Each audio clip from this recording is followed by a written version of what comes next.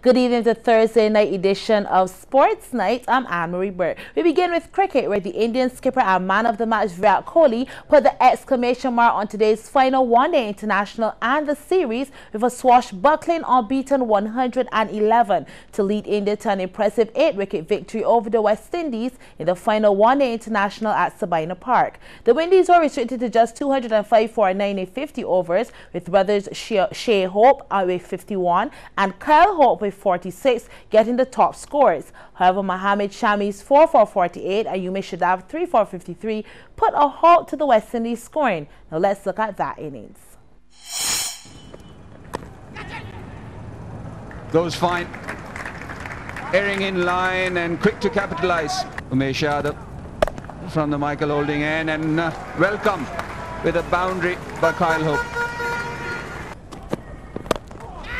That's the delivery I was looking for. Not a bad delivery, but a very good shot. See the big back lift. Here there is opportunity of a catch. Oh, good shot. The sound, it's just echoed round Sabina Park. Oh, that's even better. Nothing like. Swept away. He finds the gap and should get a boundary. Gone. Chase to the crease. An appeal. And another wicket. Nicely played. Was Rudy offside. Might not have the legs. Get into the boundary. Yes, it does. There you go, the round arm. Oh, he's done it again. Kuldeep Yadav. That'll be 4 as well. Oh, he's connected that beautifully. I'll find the gap with that one as well and get 4 more. That's out. That's in the air. There's a fielder coming for it and it's going to be taken. Well, it's not going the West Indies' way. For doing that, or is it time to go? Another wicket to Mohammad Shami. This time in the air, but out of the boundary. And a powerful stroke. He gets it right. Second 6 for Rahmat Paul. Glove and might be gone up. Yes. Now, Kohli's 20th one-day turn polished off the West Indies easily as the visitors reached 206 for 2 to win by 8 wickets. Slashes and slashes hard. And finding the gap, gets a boundary. That'll beat the man on the boundary. Oh, he's missed a straight one there. What for the back foot in that? Oh, shot. The timing on that was exquisite. Well, there'll be no following or chasing that. That's going to go for 6. Beautifully played, and that's going to be 4 more. And there you have it. No field set for that shot. Bad delivery. You can't set fields for that type of delivery. Raj of short pitch deliveries. Oh, beautiful. This time it'll go all the way.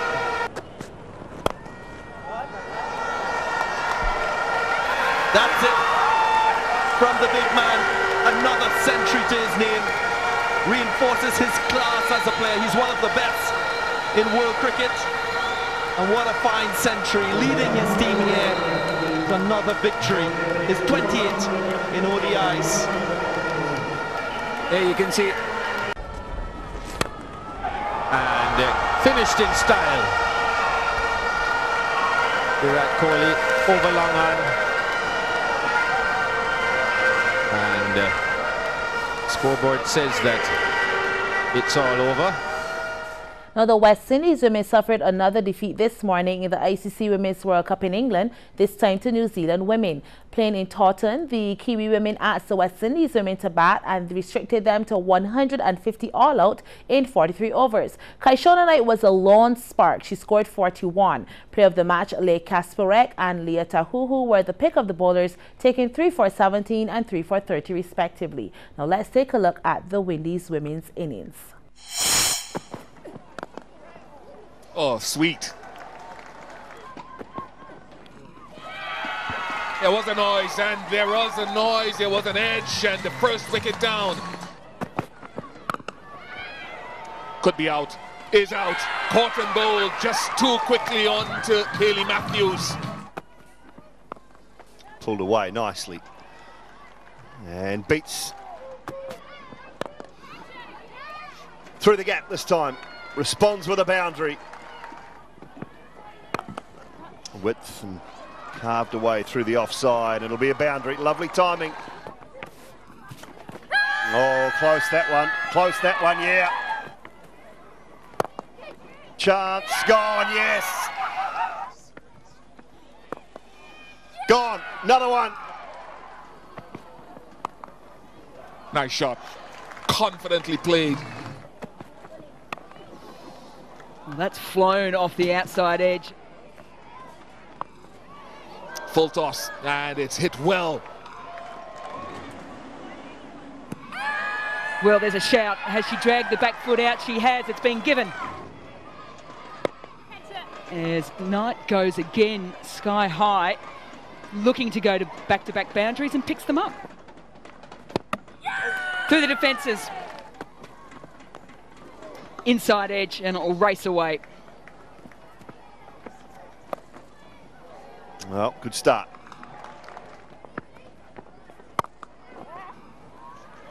And good shot. Good shot off the back foot. Oh, put down. There'll be 4 more. Very well timed, very well placed. Bowled, straight through, wild swing across the line. Cut away powerfully for 4. And out. It's a nice shot. Nice flowing bat. It's a lovely shot. She does play well.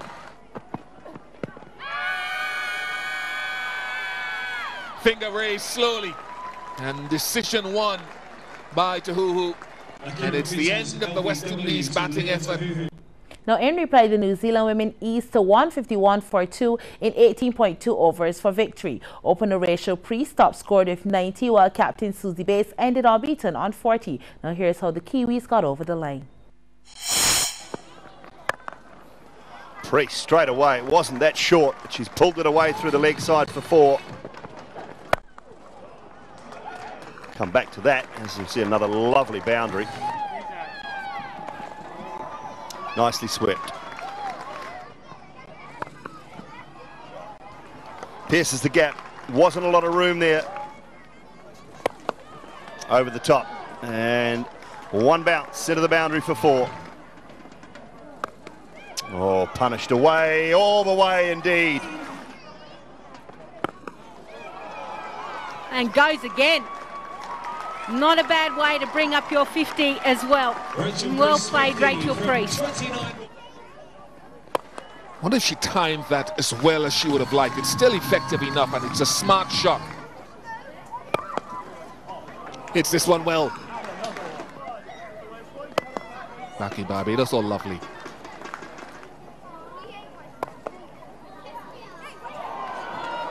Gone through. And another boundary. Oh, nice. It's becoming a pet shot. Out. And why not? Just keep going. Not this time. We've heard so many times as Bates looks like she's going to pierce the gap for another 4. Oh, lovely. Lovely placement, very classy. With both players moving across the crease to try and hit into that region. And the ball won't make it to the boundary.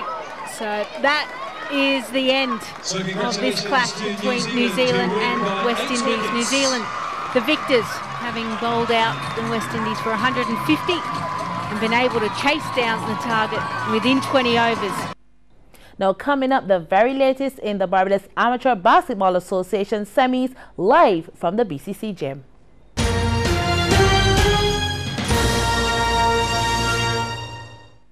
I have diabetes and every decision I make is important.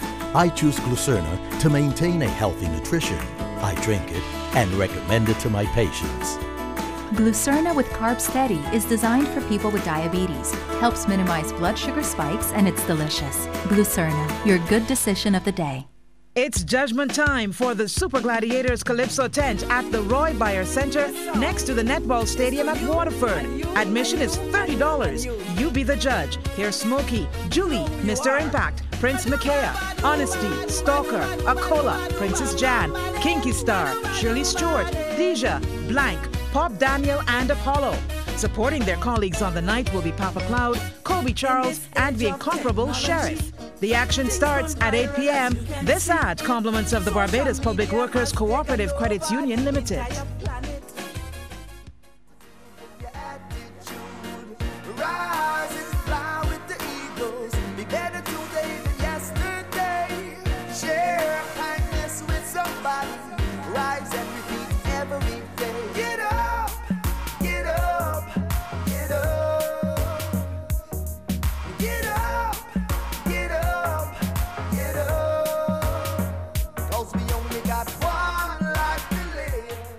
Hi, my name is Francine Smith. I'm a waitress at the Pomeranian Hotel. How do I remain productive in my work? I personally focus on the task at hand. Not only do I think about today, I also think about tomorrow and beyond.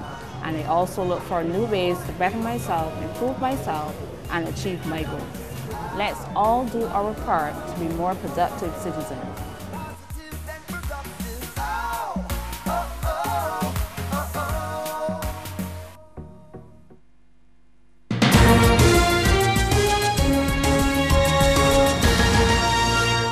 And welcome back to Sports Night. Now, Station Hill Cavaliers have just evened up their semi-final basketball series with Orange 3 Pinelands. Playing in game number 2 of the Corporators General Insurance BABA Premier League playoffs this evening, Cavs defeated the defending champions Pinelands to tie the best of 3 series at 1-all. Now we now go live to CBC's Mark Steele at the BCC gym. Good evening, Mark. What's the latest? Okay, well, thank you very much, Anne-Marie. And yes, we are now down to playoff basketball. It was a tight game today, but Station Hill Cavaliers, they came through 74-65 to force a decisive game 3 in this semi-final series up against the defending champions, Orange 3 Pinelands. With me, I have to my left the coach, the acting coach here of the Cavaliers team. Adrian Cragwell is on overseas assignment of the netball team. But Carlos, it's really turned out to be playoff basketball. It was pretty rough today. Yeah, it was pretty rough. Last game was pretty back and forth as well. We're talking about is defending champs in the last 2 years. You know, ourselves in the knockout championship, and they won the league. So you would have to expect to see this type of fireworks, you know, game in and game out. We have a lot of talent on both sides of the ball. So it's just really a dogfight, you know, each and every possession. Did you guys play Station Hill Cavaliers basketball? We felt we went away from it in patches. But I think ultimately, you know, we were able to grind out the win and do what needed to be done at key moments of the game. Also with me is Jason Smith, the captain of the Cavaliers team. He has been marshalling the troops not only from being captain, but the top scorer today with 17 points. Jason, how you thought your game went today? Generally, it was a pretty average game, but we did enough to get over the edge and force a game 3. So what today didn't really go to plan? Well, a lot of our shots weren't dropping. Usually we're better than how we shot tonight from 3-point range, but we stayed with it, we kept playing, and most of our twos dropped, so we managed to stay in front. You've been playing basketball for a long time. It got rough today. Anything you've seen all of this before. What about your youngsters though? Well, it's a learning experience for them. Most of them have been here already, even if only for 1 season, but it wasn't really rough. It's playoff basketball is what we expect. So the idea is just to stay tough, stay poised, and keep playing through. What about come on Saturday or Sunday when you have game 3? You figure you'll have to have a night like tonight? Well, definitely. Not only me, but everybody. Everybody needs to step up. Our goal, our main aim is for everybody to step up to the plate. That's how we've been playing all year. Not just one man stepping up. Everybody stepping up and chipping in. That's what makes the game easy for us. And finally, with the coach Carlos, you have the game 3. Any change of plans or just play Cavalier basketball? Let's play Cavalier basketball. As Jason said just now, we need to move the ball, share the ball, make sure that everybody gets involved. You know, that's what our intention is, right? That's what we're trying to do. We're helping to develop some of the younger players as well, because as you said, Jason, they're playing well, so he's on his way out, so to speak. So we need to have some youngsters step up, and the only way for them to learn it is to be a part of it. Any pressure on you being the assistant coach and have to step up into the coaching role? Well, I mean, there's always pressure. But what I must say is Coach Scragwell, you know, left a very tight ship in place. I could easily step into the slot. Jason and the team helped me out a lot in terms of, you know, their own playoff experience versus mine. So, you know, we work together as a team, as a family, and, you know, we come up with the result at the end. There's going to be a game 3, Station Hill Cavaliers against the defending champions Pinelands. It's going to be a good one. You can come back to me, Anne-Marie. I'll give you an update on the second semi-final game between St. John's Sonics and Lakers. That has already started. The score is 9-2. When you come back, I'll let you know all about it. Anne-Marie. Okay, thank you very much, Smart. Now back over to the football fields. You could call it sweet revenge as Dominica squared their series with Barbados, and all it took was a single goal as the under-15 friendly international football matchups continued at the Wildy AstroTurf last night. With a 5-1 victory in the first meeting, Barbados came into the second game confident, and admittedly they had more possession than their opponents in the early stages. But we all know it's goals that win games, and in the 10th minute this happened. The hard tackle, and Dominica is awarded the free kick. This could be trouble for the Bajans, but the custodian is on his game. He gets a hand to it and he throws it back out, but in the most ineffective of ways. So Dominica is gifted a second chance, and if the final say is Cadimal Paul, the powerful left kick to slot it into the right corner, and that's all she wrote. Dominica, the single goal, sealed it. Redemption to hand the Bajans the 1-0 defeat, and now the series is all evened up at 1 game apiece. Now, Barbados has now turned their attention to the St. Lucia under-15s as that first encounter is currently in play at the Wildy AstroTurf. The second match is scheduled for tomorrow.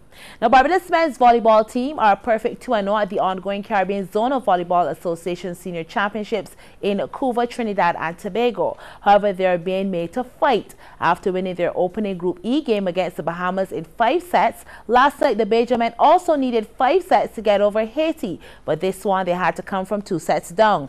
Eventually, Barbados defeated Haiti at 22-25, 19-25, 25-23, 25-18, 15-13. Barbados' next game is against Jamaica tonight.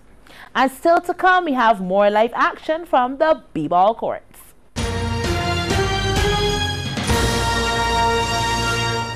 As promised, to go live back to CBC Smart Seal at the BCC Gym for an update on the BABA playoff semi-final number 2 between Barbados Lumber Company LSC and Urban Vibe St. John Sonic. Smart, what's the latest, Smart? Well, just about 2 minutes and 45 seconds to go in the second semi-final, game 2, between the Lakers and the St. John Sonics. Well, Lakers, they're leading this series 1-0. They won the first game, and they're currently leading with about 2:45 to go. A free throw being scored there by Keith Burkett. They're now up by 16-8. So that's Lakers leading the Sonics 16-8. As I said, Sonics, they have to win today in order to force a game 3, just like how the Cavaliers did against the Pinelands team. But if Lakers win tonight, that's it. Lakers will be into the final, and they'll be able to sit down and watch game 3 between the Pinelands team and the Station Hill Cavaliers team to see who they will have to play in the final. But it's early days yet. It's only the first quarter. So with 2:20 to go in the first quarter, Lakers are leading Sonics 17-10. Back to you, Anne-Marie. Okay, thanks, Mark, and I hope you continue to enjoy those basketball games. Now, here's what's happening tomorrow on July the 7th. At the Wildy AstroTurf, the Barbados under-15s will conclude their 2-game international football friendly against St. Lucia. Their kickoff time is 7 p.m. Now, that's a wrap for us tonight. Check us tomorrow for another sports night. I'm Anne-Marie Bird. Good evening.